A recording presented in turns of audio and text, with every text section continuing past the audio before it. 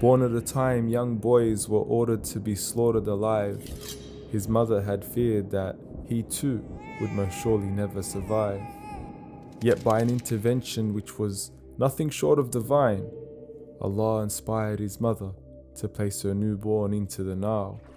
So with her trust in Allah, she graciously complied, casting him into the river as his sister followed alongside.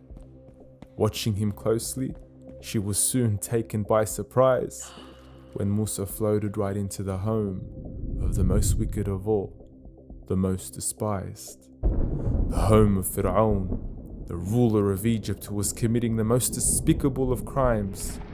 It seemed like certain death, yet in fact it was a miracle in disguise. For Musa is lovingly picked up by Pharaoh's wife and soon becomes the apple of her eyes. As such, he finds himself safe and secure within the home of the worst of mankind. Musa lived on to become a nobleman in Egypt, known to be upright, a man of justice, wisdom, and of course incredible might. Yet all was to change one day when he finds himself in the middle of a fight between an Egyptian man and one of his own, an Israelite. Attempting to reconcile the two, he delivers a mistaken strike, which unfortunately causes the Egyptian to die. It was an accident, of course, yet it tore him up inside. "O Lord, I have wronged myself, so forgive me," he cried. But by the following day, word had spread that Musa had killed a man and he would soon be tried. A man came to him running. "They're going to put you to death, you must escape," he sincerely advised. So Musa fled the land of Egypt in search of a safe place to hide, and for 8 nights he travelled until he finally arrived at the water wells of Madian. But by now he was extremely tired. In a state of fatigue, he sought rest under a tree until he noticed 2 women who were desperately in need. He quickly offered his help and assisted to water their sheep before he sat back down in the shade, praying, "O Lord, I'm in need of whatever good you bestow upon me." At this point, the woman returned and advised him to meet with their father. He asked Musa if he's willing to work on his farm and look after his pasture. In return, he would wed one of his daughters for him to have as a partner. Musa accepted the offer and worked for 10 years thereafter. But upon completing the term, he decided it was time to make his departure. Heading for home, he travels with his family long into the night. But as he nears Mount Tur, he notices a fire beaming bright. Approaching it cautiously, he draws nearer to the light until he hears a call which will forever change the course of his life. "O Musa, I am your Lord. There is no Lord but I." The sound left Musa shaken, trembling in awe. He had just received revelation from Allah, the one true Lord, like Ibrahim, Ishaq, Yaqub, and all the messengers before. It is then Allah commands him to cast his staff to the floor. It suddenly turns into a frightening serpent, only then to be restored. A shining light then emerges from his hand, another sign once more. Miraculous signs to assist him upon the mission he was to be called.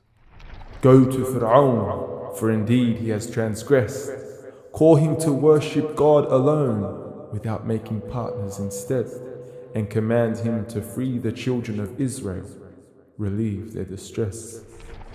"O Lord, ease my task, widen my chest, and make firm my speech," Musa humbly requests, "and allow my brother Harun to accompany me." Allah accepts, and thus they go forth, beginning to make their way.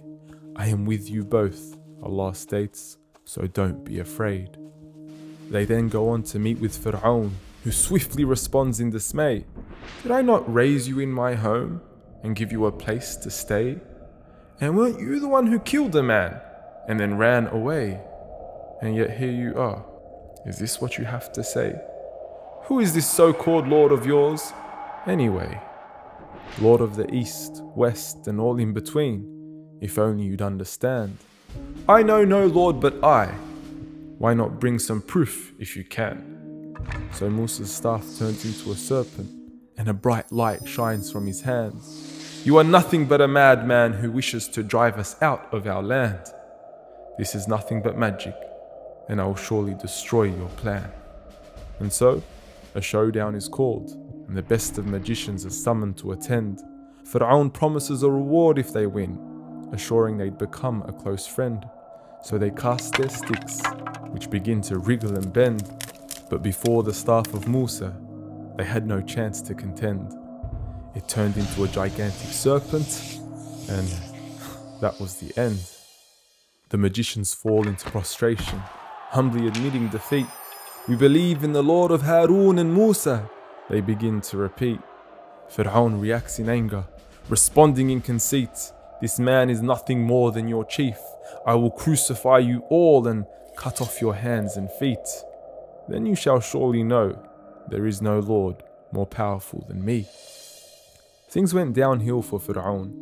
Following this loss, he had been publicly disgraced, and now his power was on the rocks. Feeling insecure, he increases the severity of his plots, further tormenting the children of Israel while Musa would watch. Musa warned him of Allah's punishment, yet Pharaoh heeded not. So Allah sent a devastating drought, destroying all of Egypt's crops. And then came in the floods, the locusts, the lice, and the frogs. Sign after sign, yet Pharaoh refused to stop. After some time passes, Allah permits Musa to finally leave. So he gathers the children of Israel and heads towards the Red Sea. Yet upon realizing their escape, Pharaoh refuses to let them flee. He dispatches an army and chases after them with speed. As he has them surrounded, the children of Israel slowly lose patience. They cry, "Surely we are doomed, we are soon to be overtaken." Musa replies, "My Lord is with me, and I will not be forsaken." He strikes the sea with his staff, causing its miraculous separation into two towering mountains, making way for their evacuation. Blinded by pride, Pharaoh follows them in pursuit, failing to realize that for him, the sea would no longer split in two. And as such, Pharaoh drowns miserably, along with the rest of his crew. Today his body remains on display for the whole world to view, leaving his story a permanent lesson for all those who come after you.